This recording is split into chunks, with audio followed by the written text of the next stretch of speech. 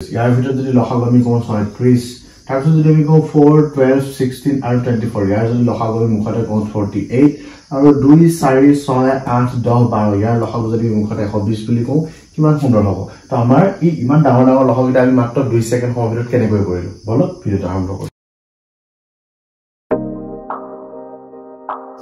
নমস্কাৰ মোৰ নাম শ্ৰী জগত জবৰা আজি আমি শিকিম 4 মিনিটত 4টাকৈ লসাগু উলিওৱাৰ পদ্ধতি এই 4টা পদ্ধতি শিকাৰ পিছত আমি কেতিয়াও এক্সাম হলত চিন্তা কৰি থাকিব নালাগে লসাগু উলিওৱাৰ কাৰণে মাত্ৰ 2 সেকেন্ডৰ ভিতৰত আমি শিকিম লসাগু কেনেকৈ উলিয়ায় ঠিক আছে আজিৰ পৰা আমি কোনো টেনচন ল'ব নালাগে তো তেতিয়াহ'লে আমি ভিডিওটো আৰম্ভ কৰো ঠিক আছে 6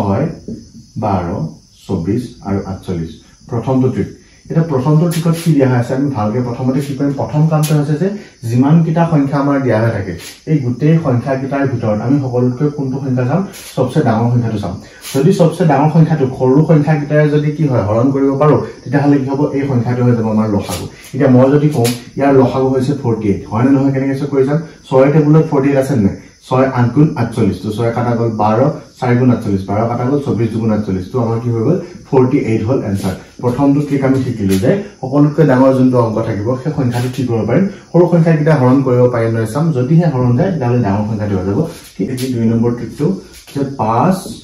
15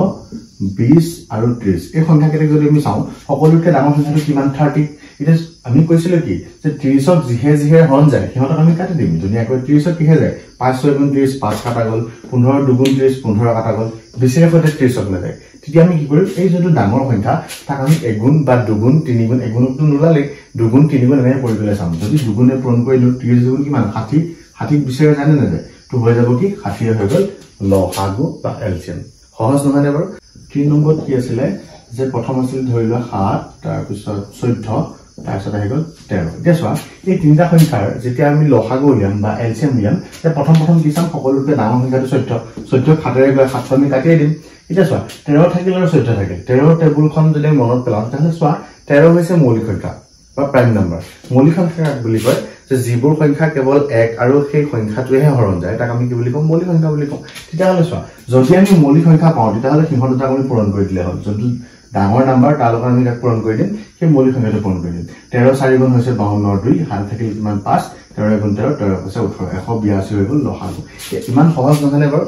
ইমান সহজে বুজি পাইছনে নাই যদিহে বুজি পাইছা এটা লাইক কৰি দিবা ঠিক আছে ওকে তাৰ পিছত ট্ৰিকটো আমি চাম 8 নম্বৰত কি আছে 4 12 17 আৰু 24 ইয়াত যদি চাওঁ 24 সকলোতকৈ ডাঙৰ সংখ্যা 4 ৰ সৈতে 24ক যায় 6 4 গুণ 24 12 সৈতে 12 2 গুণ 24 থাকে কিমান 17 আৰু 24 এটো একে ধৰণৰ আমি কি কৰিম ইহঁত তাৰ মাজত পূৰণ কৰি যেটো আমাৰ এনসাৰ পাই যাওঁ হেতু হৈ যাব আমাৰ কি লসাগু আমি যদি কৰি চাওঁ 408 হৈ যাব কি ইয়াৰ লসা যদি আমি বুজি পাইছো তেতিয়াহ'লে এটা লাইক কৰি দিম এইকিটা হৈছে এলচিএম বা লসাগু উলিওৱাৰ আটাইতকৈ সহজ পদ্ধতি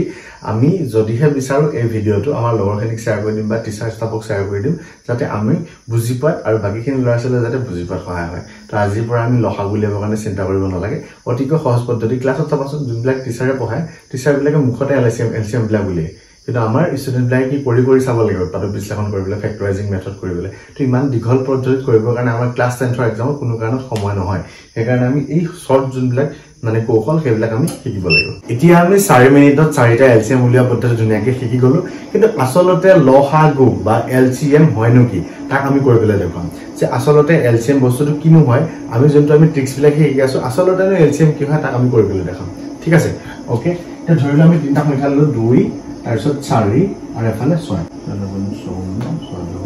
60 এতিয়া চোৱা আমি 2 টেবুলখন লিখিলো এফালে 4 টেবুলখন লিখিলো আৰু 6 টেবুলখন লিখিলো এতিয়া আমি তিনিটা সংখ্যা লৈছো সৰু সংখ্যা লৈছো তোমাক বুজাবৰ কাৰণে যে 4 2 আৰু 6 এই তিনিটা সংখ্যা আচলতে লসাগুনো কি হয় তাক আমি চাম এতিয়া চোৱা গোটেই গিটাৰৰ ভিতৰত এনেকুৱা সংখ্যা চাম যোনটো সংখ্যা তিনিওটাতে থাকে এতিয়া চোৱা 2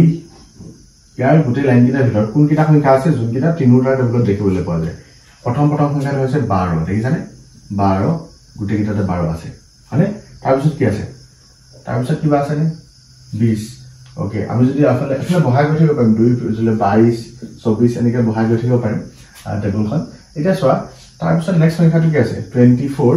আৰু এফালে যদি চাওঁ 24 এফালে যদি চাওঁ কি হ'ব 24 এতিয়া চোৱা এই তিনিওখন টেবুলত আমি কি পাইছো 12 তিনিওটাতে আছে 24 তিনিওটাতে আছে এনেকৈ সংখ্যা আমি যিমান বহাই গৈ থাকিম তেনেকুৱা সংখ্যা আমি পাই থাকিম এইবিলাক কি বুলি কয় কমন মাল্টিপল এবিলাক কি বুলি কয় কমন মাল্টিপল বুলি কয় এটা এলসিএম মানে কি এলসিএম মানে হৈছে লোয়েস্ট কমন মাল্টিপল এতিয়া এই সকলো মাল্টিপল এখানে কমন মাল্টিপল 24 24 24 12 12 12 তিনিটাতে আছে তো ইয়াত লোয়েস্ট কোনটো 12 নহয় জানো তো 12 হৈ যাব কি এলসিএম